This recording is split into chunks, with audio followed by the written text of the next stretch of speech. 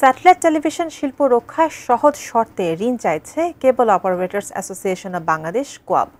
ICBC expo 2025-এর উদ্বোধনী অনুষ্ঠানে কোয়াব নেতারা পাইরেসি বন্ধেও সরকারকে আরও কঠোর হবার আহ্বান জানান।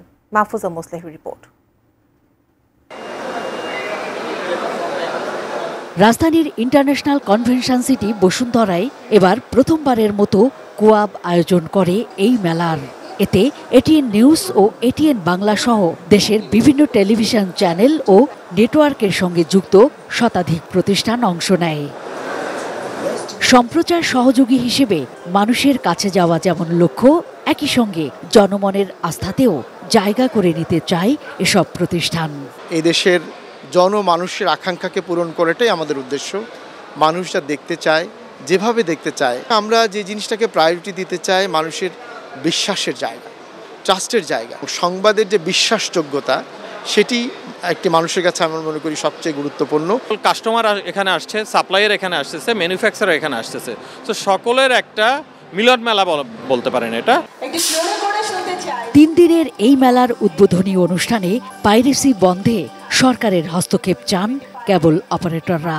স্যাটেলাইট শিল্পকে ধ্বংসের হাত থেকে রক্ষা করতে নানা প্রস্তাবও জানান association of television channel owners অ্যাটকোর এই নেতা। যারা টেলিভিশন চ্যানেল এবং কোয়া যারা ডিস্ট্রিবিউট করছেন, আমাদের দুই পক্ষেরই সার্ভাইভালের জন্য আমাদের সবচেয়ে বড় প্রয়োজন ডিজিটাইজেশন। কেবল অপারেটররা সক্ষম, আমাদের দরকার ফাইন্যান্স, আমাদের আর্থিক সাপোর্ট দরকার, সহজ শর্তে লোন দরকার। একজন কেবল অপারেটরের পক্ষে এককভাবে করা সম্ভব নয়, যে বিপুল পরিমাণ ইনভেস্টমেন্ট, সেই ইনভেস্টমেন্টের জন্য সরকারকে এগিয়ে আসতে হবে। অন্যদিকে দেশের স্যাটেলাইট শিল্প বিকাশের পথে বাধা এবং সংকট তুলে ধরে Bangladesh satellite company limited BSCL এর ব্যবস্থাপনা পরিচালক ও প্রধান নির্বাহী কর্মকর্তা ডক্টর মুহাম্মদ ইমাদুর রহমান জানান উত্তরণের উপায়ও। লোকাল টেকনোলজি ডেভেলপ করতে হবে।